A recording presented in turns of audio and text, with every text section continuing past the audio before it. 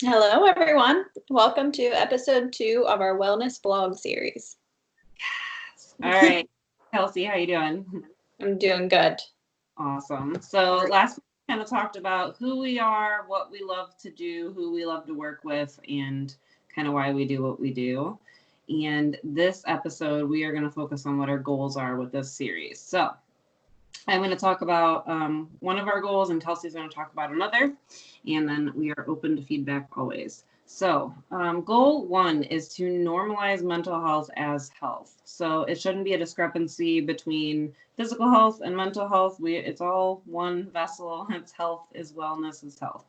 And so I just want to talk about comparing the brain as an organ to our heart or our kidneys or our livers or any other organ in the body. They can become diseased, they can degenerate, they can get some disorders and dysfunctioning going on with them, damage.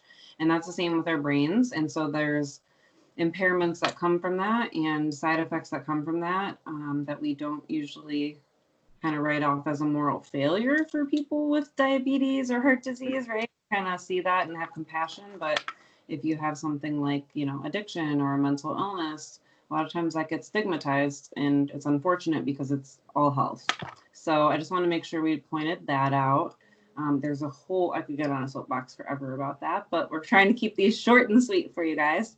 So just wanted to share that, and then also kind of explain how doctors diagnose us for medical conditions. And so we kind of diagnose similar to that. And Kelsey's going to talk to you a little bit more about diagnosing.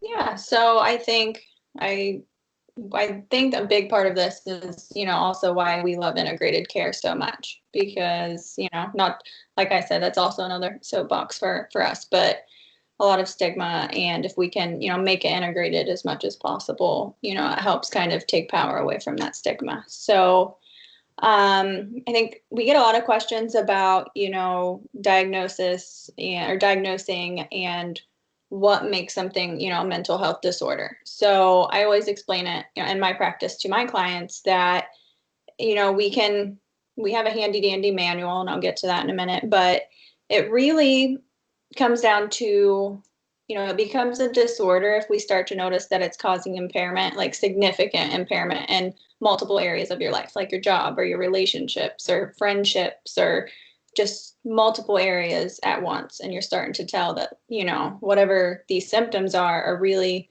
barriers in all of those different areas for you.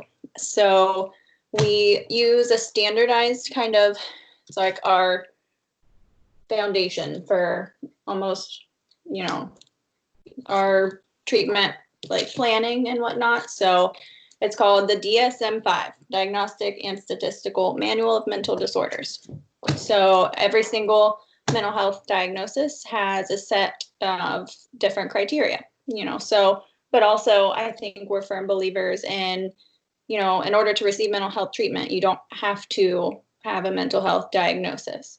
If you meet criteria for one, we will, educate people on that, and it can, help target treatment. But we understand that in order to, go through life, it can be hard, it can be stressful, and we all, go through some adjustments and, losses and all kinds of things that can really impact us. So, and we can, treat and work with and set goals for, individuals without an actual diagnosis as well. Yeah. And a lot of times that's just something that we really need for insurance purposes. So a lot of holistic options out there that you are probably familiar with, like massage or acupuncture, or I would even argue things like hiking or going on canoes, or, just things that you pay for out of pocket that are good for your wellness. Gardening. Yeah. I was outside for baby. There's a lot of things that we pay for that are good for our wellness. And I could go off on a tangent about the dimensions of wellness that we don't bill insurance for. So we want to make sure that we put a little plug in there. And if you need resources, let us know. We're happy to guide you on that journey for getting, whatever that holistic option is for you. And next, these options are unique for them. So, yeah. All right. What are we talking about next time?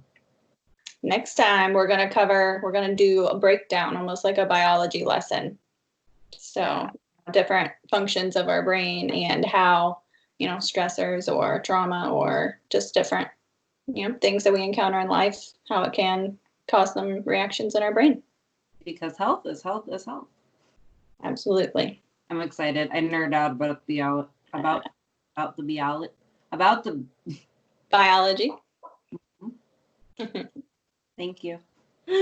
I got you. Kelsi, thanks so much for being here as always, and we will see you soon. See ya.